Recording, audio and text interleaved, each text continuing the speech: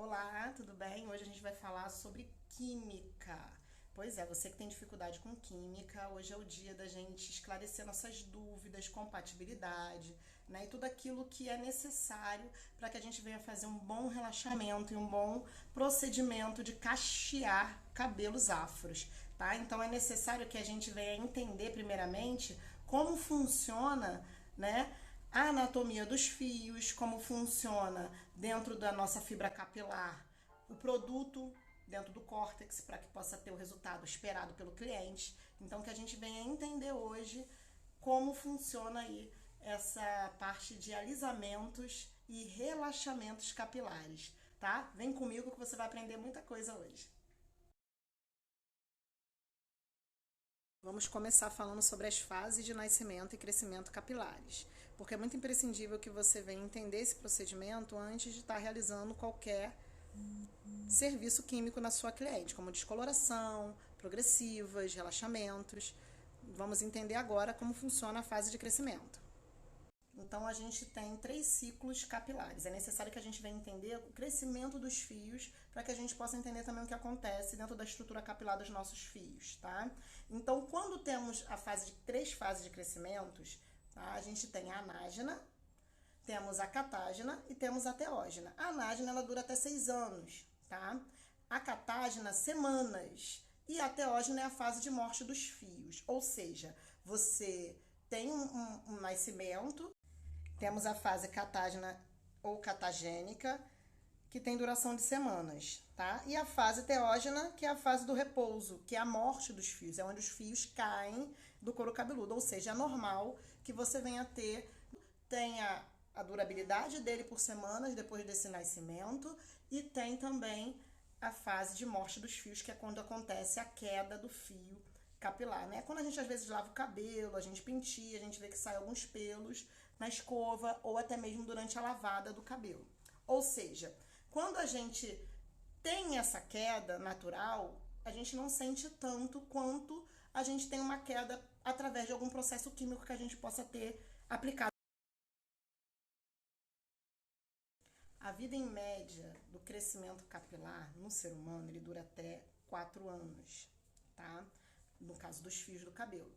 Porém, né, dos 16 aos 45 anos, o nosso fio cresce, as hormonais, estresse, depressão, tudo isso ocasiona também na perda do fio. Então a gente tem que entender da onde está surgindo, né, a queda capilar. Quando a gente tem esse tipo de procedimento, esse tipo de doença, é necessário procurar um dermatologista. Se estiverem caindo naturalmente, não tem problema nenhum, a gente pode estar fazendo um tratamento, né, referente à reposição, cronograma capilar para tratamentos anti-queda, né, tudo isso para poupar a cliente, né, de estar perdendo mais fios. Agora, quando o caso é mais grave, né, o processo caindo em tufos, você já fez o tratamento e o problema não amenizou, eu sugiro você, cabeleireiro, que você faça, né, a indicação para essa cliente de um dermatologista para que ele possa ter um diagnóstico mais preciso referente ao caso. Cabelos destruídos, cabelos emborrachados, cabelos que estão necessitando de tratamento, porque muita gente faz coloração, faz químicas constantes no cabelo, como progressiva, por exemplo, botox, e acham que isso é tratamento, e na verdade não são. Eles estão ali agredindo sim a fibra capilar desse fio. Então é necessário que você passe para sua cliente que é necessário que elas façam um tratamento constante para que ela possa evitar esse tipo de situação no couro cabeludo dela. Então a gente tem que prestar bastante atenção na hora de indicar, né, qualquer coisa para nossa cliente, porque pode causar alergia, né? Tem que ser feito teste, tem que ser conversado, tem que verificar a estabilidade clínica dessa cliente, como anda, né, a parte de tratamento, né, que ela necessita, se ela tem feito constantemente um cronograma capilar, se ela tem cuidado dos fios, se ela tem se alimentado direito, porque isso também interfere, né, no crescimento capilar.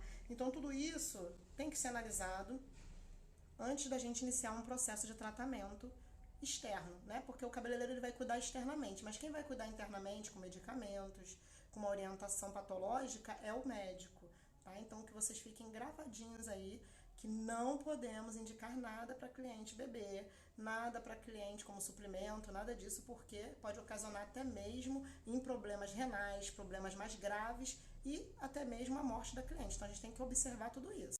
Temos que ter uma ética profissional, na hora de passar qualquer tipo de produto para cliente.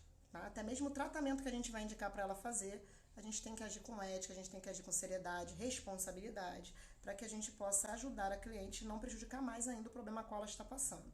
Tá? Então é muito importante que a gente entenda esse tipo de situação antes mesmo de fazer qualquer procedimento químico, porque temos que fazer uma ficha diagnóstica do nosso cliente, temos que perder pelo menos 5 minutinhos conversando com a nossa cliente, para que ela possa mostrar para você qual o problema que está, né, ocasionando ali nos seus fios, né? Ou se é mesmo para uma manutenção, ou se é até mesmo para uma reposição de massa devido a alguns procedimentos químicos que ela esteja passando naquele momento. Então é muito importante que a gente venha observar tudo isso antes de dar início a qualquer tipo de relaxamento permanente, progressivas, descolorações, para que o fio fique saudável depois do procedimento. Os fatores, né, que predominam no crescimento capilar são os endócrinos, as proteínas, os sais minerais, a pigmentação, as vitaminas, tudo isso colabora para o crescimento capilar.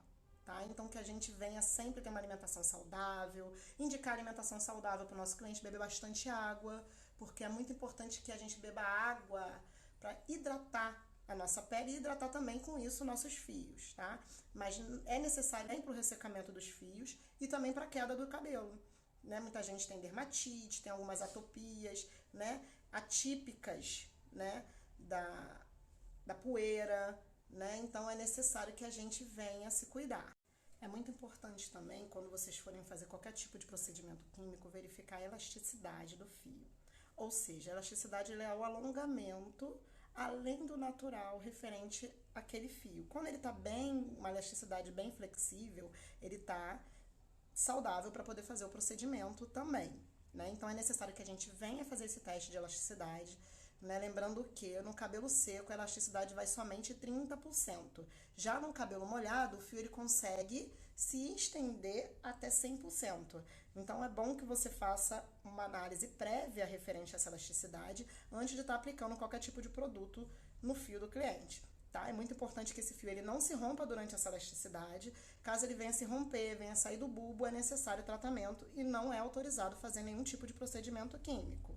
Outro fator imprescindível é verificar a porosidade dos fios, ou seja, se o fio ele não estiver absorvendo, né, os produtos da maneira adequada, estiver sugando muito, estiver muito ressecado, ele está com porosidade intensa. Essas porosidades elas podem ser causadas também pelas químicas, né? Um cabelo muito poroso provavelmente é aquele cabelo que não vê tratamento, não vê cronograma capilar a tempos, não vê uma hidratação a tempos, então é necessário repor a parte hídrica desse fio, para que ele possa ter uma estabilidade melhor.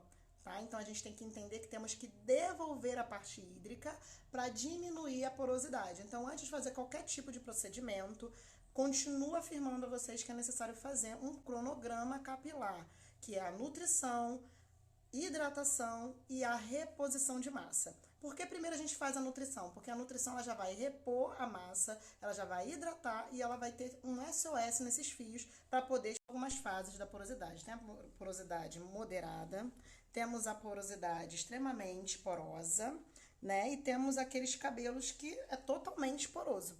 Como funciona esse tipo de porosidade? No caso a moderada, né, as cutículas estão um pouco levantadas, então é fácil de você observar, né, porque eles encontram um pouquinho abertas as cutículas. Já totalmente porosa, ela tem o córtex totalmente danificado, é um cabelo danificado, ressecado pelo sol. Não podemos esquecer também que é importante que a gente observe se a cliente ela tem alguma patologia clínica no couro cabeludo dela. Feridas, escamas, né, coceiras, alergias, vermelhidões no couro cabeludo, né, dermatites seborreicas, por exemplo, é uma das patologias. Se ela tem psoríase, né? Então tudo isso a gente tem que observar antes de fazer qualquer tipo de procedimento, porque pode queimar o couro cabeludo da cliente, pode ocasionar uma alergia pior, pode piorar o sintoma a qual ela está apresentando, né? A pediculose também.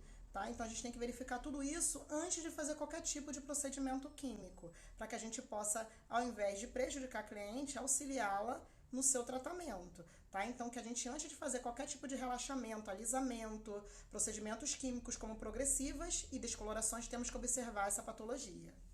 Não podemos esquecer que existem os tipos de cabelo, os tipos de fios, que são os normais, secos, oleosos e mistos, tá? E como que a gente identifica esse tipo de fio? O tipo de fio normal é um cabelo que tem um excesso de oleosidade na raiz, porém ele se equilibra pelos fios, trazendo um brilho natural àquele cabelo. Então ele se torna um fio normal.